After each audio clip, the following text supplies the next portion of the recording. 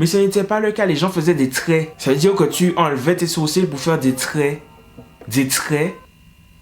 Des traits.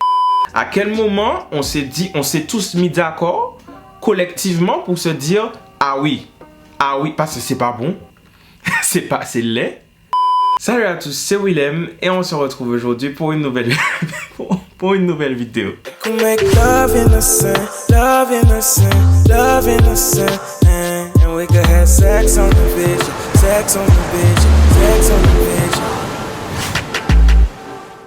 Alors les gars, vous l'avez vu dans le titre de la vidéo, après avoir fait une vidéo sur toutes les choses que je regrettais de mon enfance, aujourd'hui j'ai décidé de faire la vidéo en réponse du coup à celle-là, où cette fois-ci je vais parler des choses que je ne regrette pas du tout de mon enfance, puisque je les déteste. En gros, c'est une vidéo où je suis reconnaissant envers l'univers d'avoir fait disparaître toutes ces choses dont je vais vous parler. Mais avant de commencer cette vidéo, vous savez déjà, n'hésitez pas à me rejoindre sur Instagram et Twitter @officialwillem ou sur TikTok @WillemMusic. Vous pouvez également vous abonner à cette chaîne YouTube et activer la cloche de notification pour être notifié à chaque fois que je poste une nouvelle vidéo. Et bien évidemment, je vous rappelle que mon album Bloom est disponible sur toutes les plateformes de streaming et de téléchargement légal. Et en parlant de plateformes de téléchargement légal, je ne pouvais pas avoir de meilleure transition pour parler de la première chose de cette liste, les plateformes de téléchargement illégales. Parce qu'aujourd'hui, quand on veut écouter ou télécharger de la musique,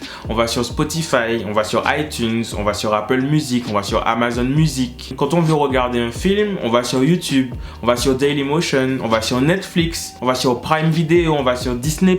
À l'époque de mon enfance, quand j'étais enfant, et là, tous ceux de ma génération, vous allez savoir de quoi je parle. Quand on voulait télécharger de la musique ou des films, on allait sur LimeWire, on allait sur Emule. Et pour ceux qui ne connaissent pas, en fait, ça, c'était des sortes de logiciels que tu téléchargeais qui te permettaient en fait de récupérer les choses que tu voulais regarder. Sauf que la plupart du temps, ce que tu voulais regarder, ce que tu tapais et ce que tu téléchargeais, ce n'était pas du tout ce que tu voulais voir. C'était des logiciels qui n'étaient pas fiables du tout. Ce n'était pas fiable. C'est-à-dire que tu voulais télécharger le film High School Musical pour le voir. Je peux te dire que peut-être qu'il y avait High School dans le film que tu téléchargeais, mais il n'y avait pas Musical. Il jouait bien avec des balles, mais ce n'était pas des ballons de basket.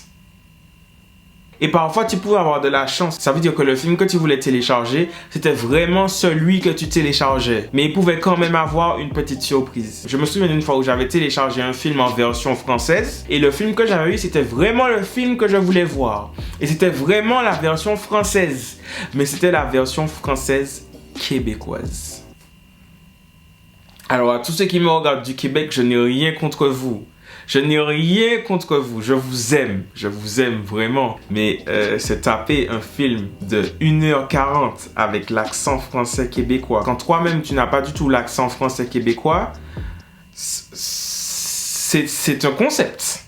La deuxième chose de mon enfance qui m'a traumatisé, c'est les chaussures filets en tissu. Je vais mettre une photo comme ça, tout le monde va voir de quoi je parle. Ces chaussures-là, mon Dieu, les filles pouvaient tuer pour ça. Elles avaient des collections de cette paire de chaussures. Elles pouvaient mourir pour cette paire de chaussures. Si elles étaient habillées en bleu, elles avaient le modèle bleu. Si elles étaient habillées en rose, elles avaient le modèle rose. Si elles étaient habillées en jaune, elles avaient le modèle jaune. Elles avaient des modèles de toutes les couleurs. Je ne sais pas qui a eu l'idée de créer cette paire de chaussures, de la commercialiser, de la mettre sur le marché, mais il ne fallait pas faire ça. Vous avez créé un monstre. Vous avez créé une génération d'horreur.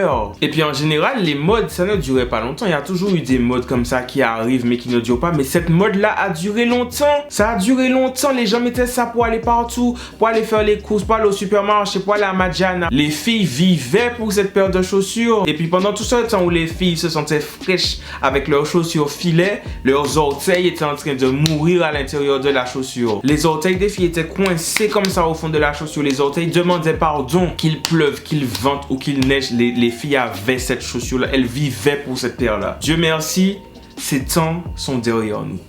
Alors tout à l'heure, je vous ai parlé des plateformes de téléchargement illégales pour télécharger de la musique, etc.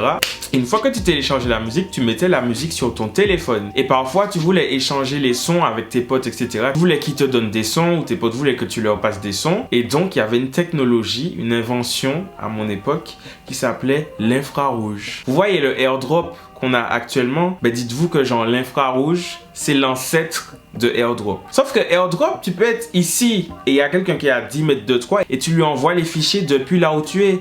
Avec infrarouge, tu pouvais pas faire ça.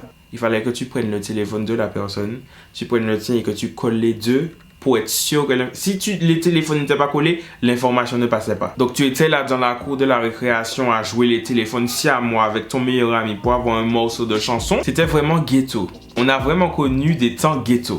Alors on était content, mais on remercie le progrès. On remercie le progrès parce que c'était ghetto. Là, je suis sûr que les 2010 qui regardent cette vidéo, ils sont en mode infrarouge. C'est de quoi ils parlent? On a vécu, hein, nous. On a vécu, hein, les bébés des années 90. Les années 80, on a vécu. On a vécu.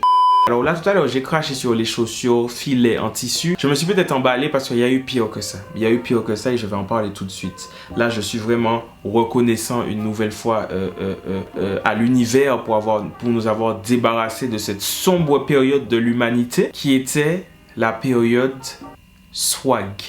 Là, je ne peux même pas tirer sur les gens parce que j'ai un peu participé à cette période. Et donc je peux le reconnaître puisque je faisais partie du problème. Nous étions ravagés.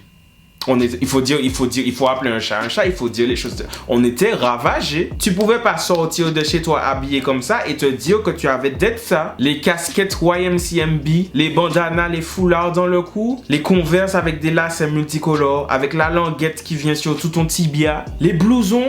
Je voyais des gens à Madiana avec des blousons, en Martinique, des blousons. Il fait 30 degrés, des blousons. Pourquoi? Pour être swag? Non, on était dans un ravagement, il faut le dire. On était dans une ravagisation de la mode. On était ravagés. Autant il y a des modes qu'on a eu. Tu sais, tu regardes, tu te dis, ah, c'était quand même mignon. Tu regardes, tu te dis, c'était pas bon, mais c'était drôle. C'était pour l'époque, etc. Quand je regarde l'époque swag, je me dis qu'on avait des problèmes. À quel moment on s'est dit, ça, c'est génial? À quel moment on s'est tous mis d'accord collectivement pour se dire ah oui parce que c'est pas bon c'est laid. Alors Dieu merci, c'est derrière nous. Et vous savez, les modes ont une manière, les modes aiment revenir. Alors j'espère du fond du cœur que ça ne va jamais revenir. Pour le bien de l'humanité, ne faites jamais revenir la période swag. C'est une période qui doit être enterrée dans les abysses de l'humanité. Alors autre chose que j'ai détesté dans mon enfance, encore une fois on en revient aux modes, c'était la mode des sourcils, les sourcils fins là. Je vais mettre des photos pour vous. Alors ça, c'est un concept qui me dépasse totalement. Ça veut dire, il y a des gens qui avaient des sourcils, puisque quand on est en tant qu'être humain, ça fait partie des choses qu'on a sur le visage. On a un nez, on a une bouche, on a des sourcils. C'est-à-dire que Dieu t'a donné des sourcils. Tu vois, ta maman t'a donné des sourcils. Tu es sorti, tu es arrivé sur terre avec des sourcils. On te les a donnés gratuitement. Tu n'as rien eu à faire pour avoir tes sourcils. On t'a donné tes sourcils. Tu es né avec. Et toi, tu décides de supprimer tes sourcils. Tu les enlèves, tu les rases pour les remplacer par un trait de crayon.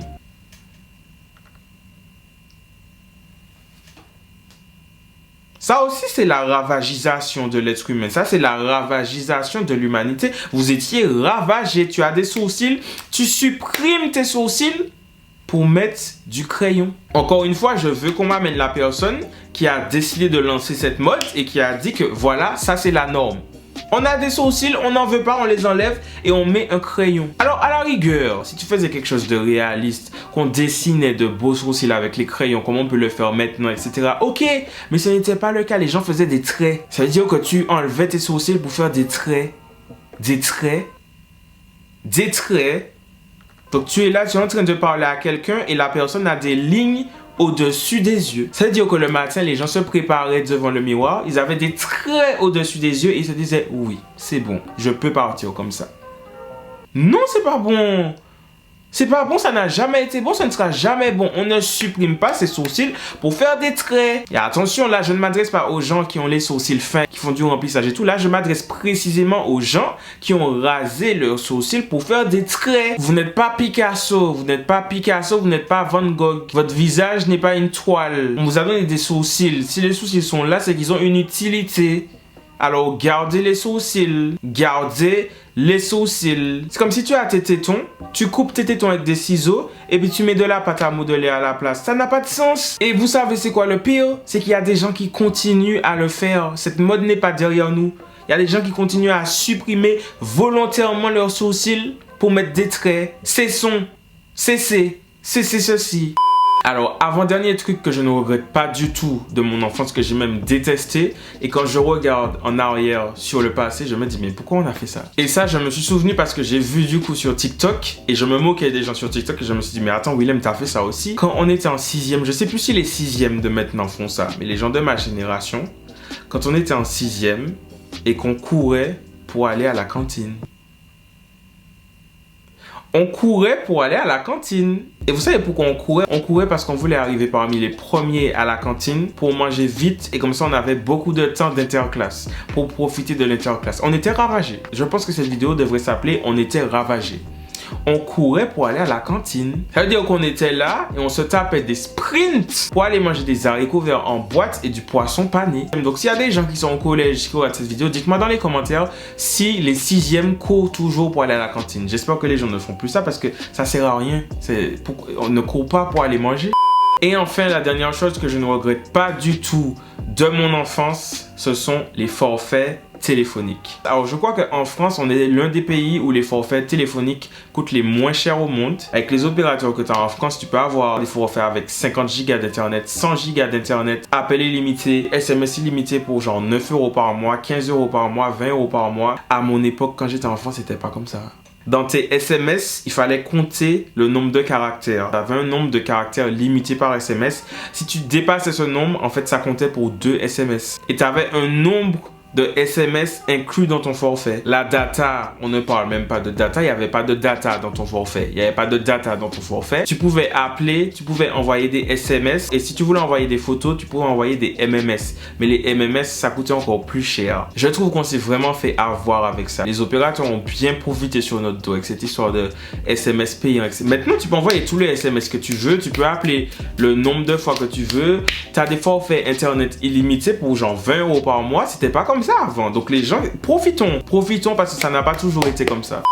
Enfin bref, cette vidéo est maintenant terminée. J'espère qu'elle vous a plu. N'hésitez pas à voir dans les commentaires les choses de votre enfance que vous êtes content qu'ils n'existent plus du tout. Si vous avez regardé cette vidéo en journée, je vous souhaite une bonne journée. Si vous l'avez regardée en soirée, je vous souhaite une... Pourquoi je me suis tapé? Si vous l'avez regardé en soirée, je vous souhaite une bonne soirée.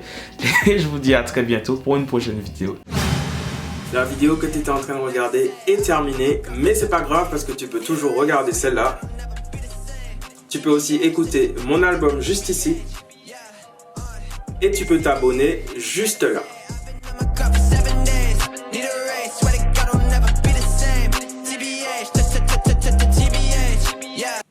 Voilà. À plus.